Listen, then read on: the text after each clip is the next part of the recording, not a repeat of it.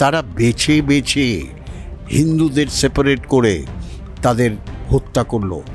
বাবার সামনে ছেলেকে, ছেলের সামনে বাবাকে, ওয়াইফের সামনে হাজব্যান্ডকে, হাজব্যান্ডের সামনে। It is a gruesome, one of the gruesomest terrorist work আর activities anywhere in the world. সেখানে ভারতবর্ষের কাছে কি option?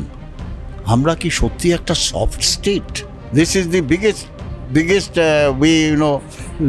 we time when the পাহাড়ের রাস্তা খুলে যায়, তারপর weather is good, weather is not very cold, sustainable একটা এনভায়রনমেন্ট থাকে।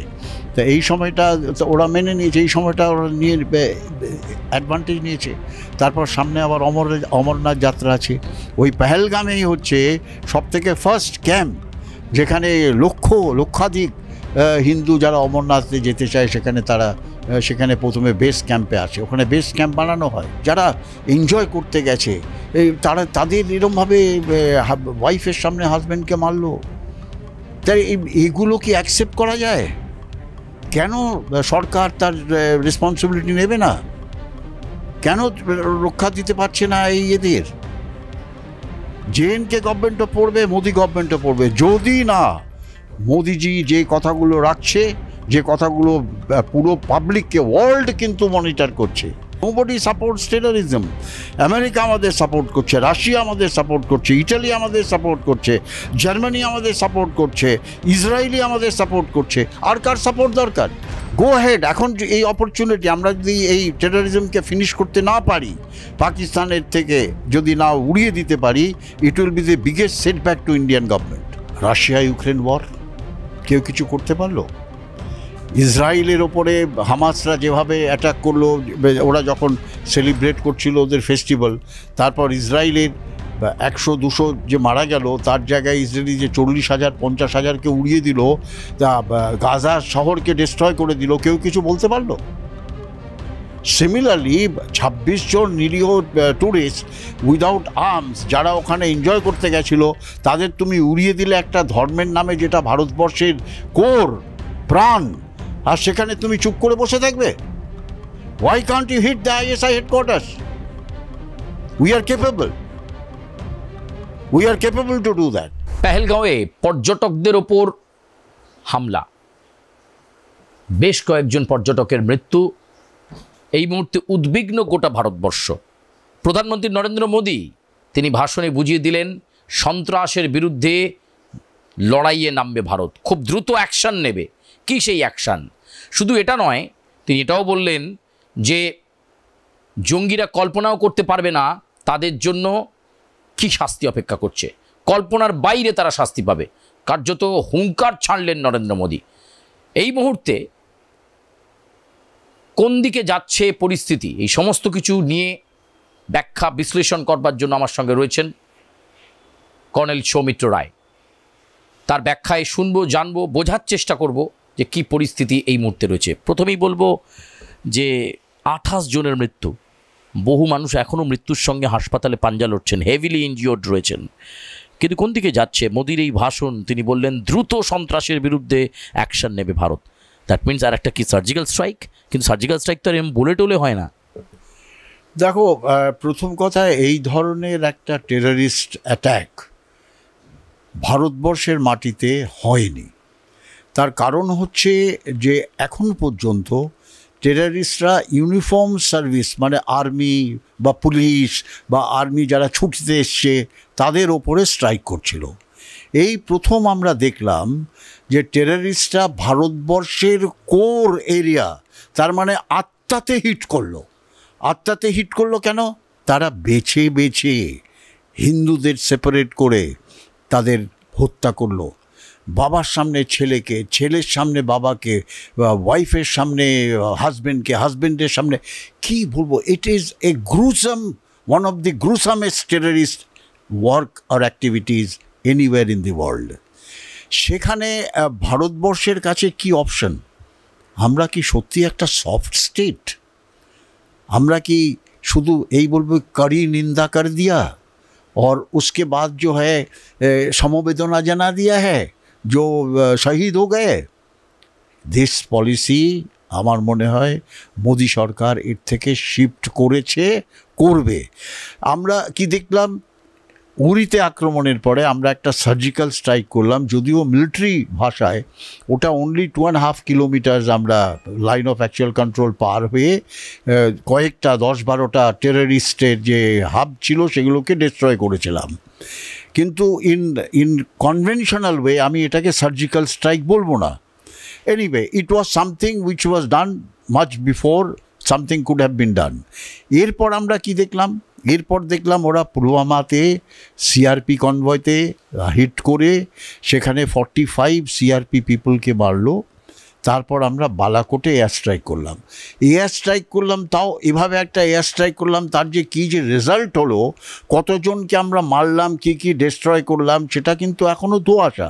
But we did cross into Pakistan and we carried out some bombing and all air strike in Balakot.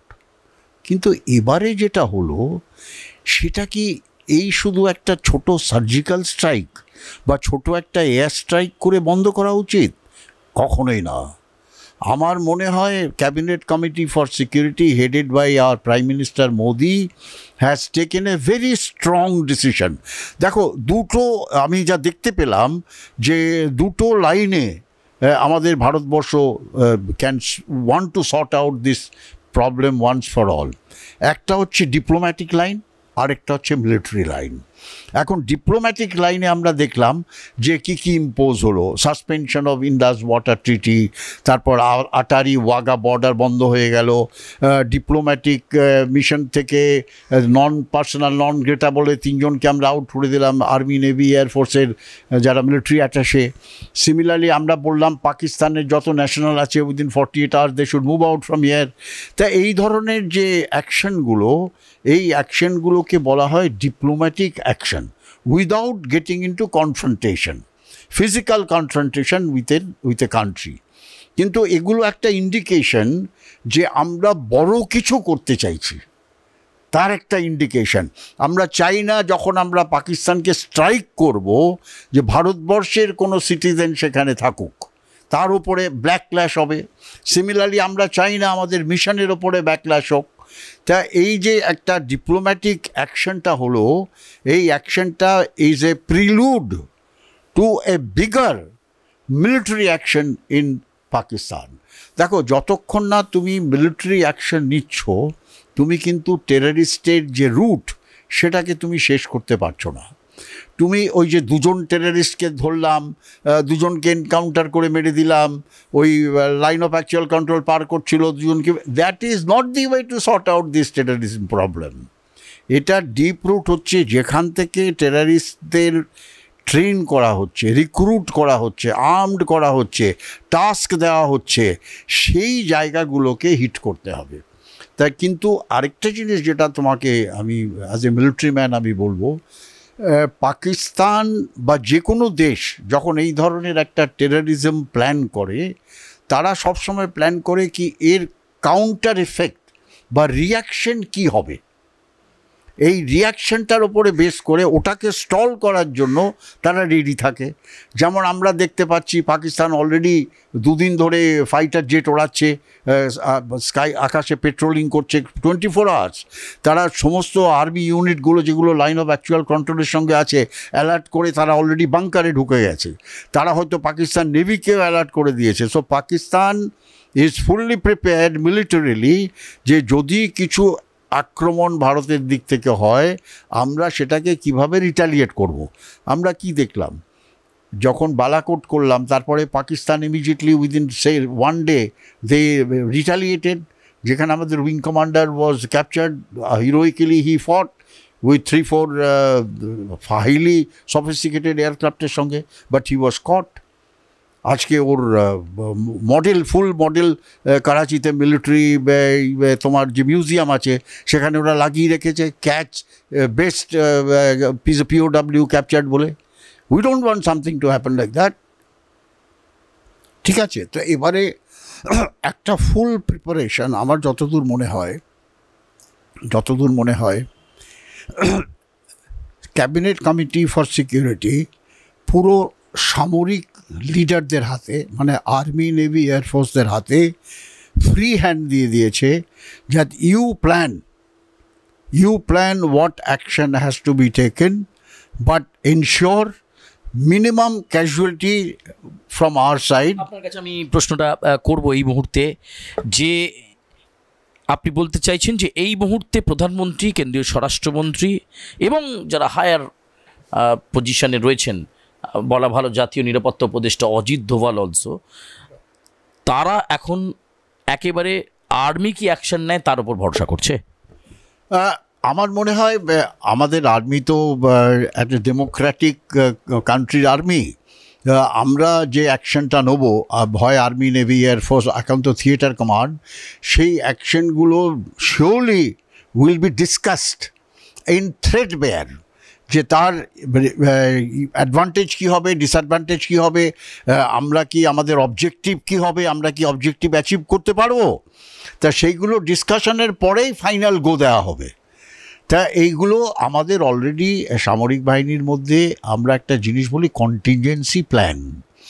এই যে টেরারিজমের ওপরে বেশ করে আমাদের অলরেডি কন্টিনজেন্সি প্ল্যান করা আছে, যে জম্মু অ্যান্ড কাশ্মীরে যদি এই ধরনের একটা টেরারিস্ট অ্যাক্টিভিটিস হয় বা টেরারিস্টদের হেল্প নিয়ে পাকিস্তান আর্মি যদি ঢুকে পড়ে, তাহলে আমরা কি করব?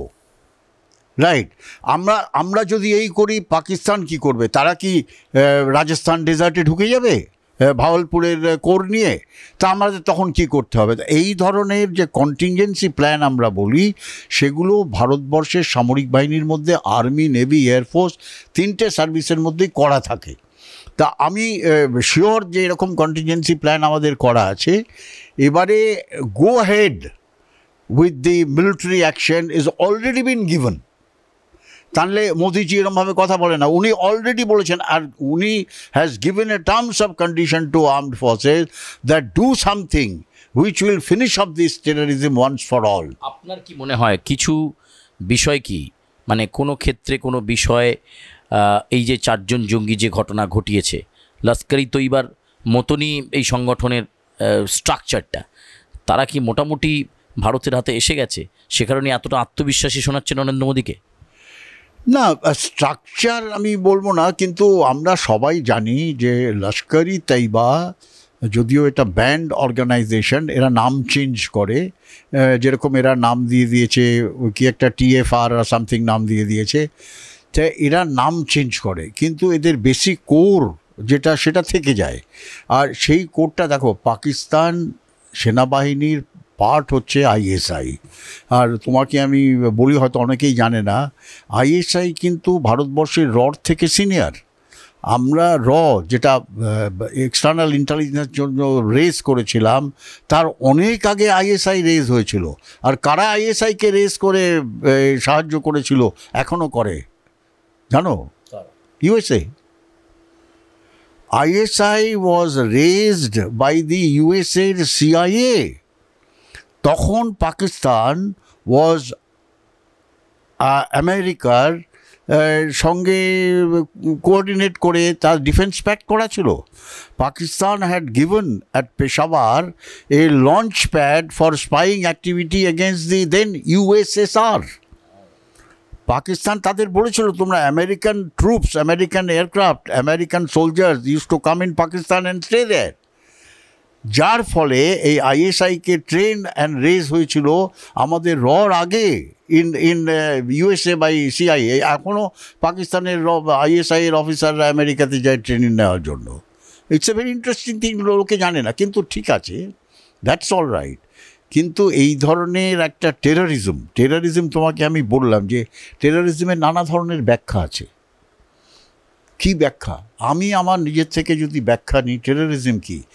যখন একটা কম শক্তিশালী লোক বা কম শক্তিশালী অর্গানাইজেশন বা কম শক্তিশালী দেশ বড় শক্তিশালী লোক, বড় শক্তিশালী অর্গানাইজেশন, বড় শক্তিশালী দেশের সঙ্গে যুদ্ধ করতে যায়, তাকে হারাতে চায়, সেইটা হচ্ছে টেররিজম। তুমি সিঙ্গল ম্যান, আমার ছেলে শেরু শিবা তোমার থেকে অনেক তাগড়া, তুমি ওর সঙ্গে পারবে না, তখন তুমি কি করবে? যে পেছন দিক থেকে এরকম একটা সিস্টেম বানাও যে ওকে হিট করব। সিমিলারলি আমরা 3 জন আছি এখানে, আমরা তিনজনের থেকে ওই 5 জন লোক নিচে যারা বসে আছে তারা বেশি স্ট্রেংথ অর্গানাইজ, তা তিনজনে প্ল্যান করলাম পেছন দিক থেকে ঠুকবো এই 5 জনকে। এইটা হচ্ছে বেসিক কনসেপ্ট। তার মানে পাকিস্তান নোজ কি এরা কোনো দিন কনভেনশনাল যুদ্ধে ভারতের সঙ্গে পারবে না। 3 বার ট্রাই করেছে, 3 বারই মার খেয়েছে, হেভি মার খেয়েছে। এখন টেররিস্টরা মার খাচ্ছিল, ওই আসিম মুনির ওদের মনোবল বাড়াবার জন্য, পাকিস্তান সেনার বাড়াবার জন্য ওই সমস্ত লেকচার দিচ্ছিল। দ্যাট ইজ ওয়ান পার্ট ওই লেকচারের। আর যার ফলে পাকিস্তান কি করলো, terrorism they have taken it as a concept of warfare against the mighty force of India. তারা টেররিজমের সাহায্যে ভারতীয় সেনাকে পিন প্রিক করে ব্যস্ত রাখবে, আর সঙ্গে সঙ্গে ভারতীয় একটা সিস্টেম, যেটা political system, economic system, military সিস্টেমের উপরে একটা খলবলি মচিয়ে রাখবে, কনফিউশন করে রাখবে। তা এইটার বেসিকটা হচ্ছে পাকিস্তানের ISI and army. ISI is part of Pakistan army. Hit ISI headquarters, missile মারো, ওখানে যাওয়ার দরকার নেই। ছোট তুমি নিউক মারো ওর ওপরে, আমি তো চাই নিউক দি পাকিস্তানি চ্যাপস। আমাদের অলরেডি ট্যাকটিক্যাল নিউক্লিয়ার ওয়েপন আছে, ঠোকো তাই দিয়ে একদম পাকিস্তানের হেডকোয়ার্টার মধ্যে। মোদিজি has made that, I do not know, but he said এরকম শিক্ষা দেব যে কোনো দিন এরা যেন না ভোলে। নিউক দি পাকিস্তানি হেডকোয়ার্টার্স, যারা এইসব করছে, যেখান থেকে করছে, ওদের কাছে এইসব বড় বড় কথা, আমাদেরও নিউক আছে, আমরা মারবো, এই করবো, করুক না, পারবে না। সেই জন্য ইট is a very very sensitive time both for our country and for Pakistan two wake up. তারা বলুক কি আমরা সমস্ত টেররিস্ট অর্গানাইজেশন বন্ধ করে দিচ্ছি, আমরা ডিসব্যান্ড করে দিচ্ছি আমাদের এই organisation completely, let us be friend. কিন্তু তারা কি সেটা করবে? পারভেজ মুশারফ চেষ্টা করেছিল, যদিও বদমাইশ লোক, বাট হি ট্রাইড ওয়ান্স কি ভারতের সঙ্গে একটা ভালো রিলেশন নিয়ে আসো। পুরো এখনও যে সিজ ফায়ারটা চলছে 2003-এ, ওটা পারভেজ মুশারফের করা। কিন্তু এই আরেকটা কথা বললাম, সিজ fire, it is rubbish. This seize fire must be finished of. তাকে এই সিজ ফায়ারের অ্যাডভান্টেজ নিয়ে তারা ছোট ছোট গ্রুপে অ্যাডভান্টেজ করে ইনফিলট্রেট করেছে। আর এই সময়টা এপ্রিল থেকে মে জুন পর্যন্ত ইজ দি টাইম যখন বরফ গলে যায়, পাহাড়ের রাস্তাগুলো খুলে যায়, তখন তারা ইনফিলট্রেট করে। আর এই যে যদি সিজ ফায়ার না থাকে, তুমি ফায়ার করো, ওরাও। What is a cease fire? আমরা তো কিছুই, we have not earned anything by doing cease fire, rather it has gone against us. এই ইনফিলট্রেশনগুলো হতো না যদি সিজ ফায়ার না থাকে। গুলি চালাও। এপ্রিল মে জুন এই সময়টাই হচ্ছে জঙ্গিদের কার্যকলাপ সব থেকে মাথা চাড়া দেয় এই সময়টা, বা জঙ্গি কার্যকলাপ। This is the biggest we time when এই পাহাড়ের রাস্তা খুলে যায়, তারপর weather is good, weather is not very cold, sustainable একটা এনভায়রনমেন্ট থাকে। তা এই সময়টা ওরা মেনে নিয়েছে, এই সময়টা ওরা নিয়ে অ্যাডভান্টেজ নিয়েছে। তারপর সামনে আবার অমরনাথ যাত্রা আছে। ওই পেহেলগামেই হচ্ছে সবথেকে ফার্স্ট ক্যাম্প, যেখানে লক্ষাধিক হিন্দু যারা অমরনাথে যেতে চায়, সেখানে প্রথমে বেস ক্যাম্পে আসে। ওখানে বেস ক্যাম্প বানানো হয়। সেটা এখন কি হবে আমরা জানি না, জুলাই 3 তারিখ থেকে শুরু হবে, রাইট? হবে কিনা জানি না, সেটা বলা হয়নি এখনো পর্যন্ত যে আমরা ওটা চালু করছি না, বন্ধ করছি না, আমরা কি অ্যাকশন নেব। আমাদের এই রিটালিয়েশনটা আগে হোক। আমরা যদি না রিটালিয়েট করি, তোমাকে আমি একদম সোজা বাংলায় বলছি, আমি পলিটিক্যাল লোক না, তবু আমি বলতে চাই, যদি প্রধানমন্ত্রী নরেন্দ্র মোদী তার কথা না রাখতে পারে, যে উনি যে কথাগুলো বলছে টিভিতে যে এরকম অ্যাকশন নেব, জীবনে এরা ভুলবে না, এই কথাগুলো যদি না রাখতে পারে, this is the end of Modi government in India. This is the end of Modi government in India.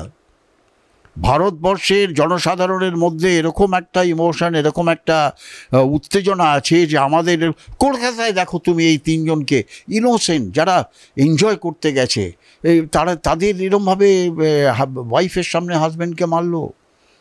তাই এইগুলো কি অ্যাকসেপ্ট করা যায়? কেন সরকার তার রেসপন্সিবিলিটি নেবে না?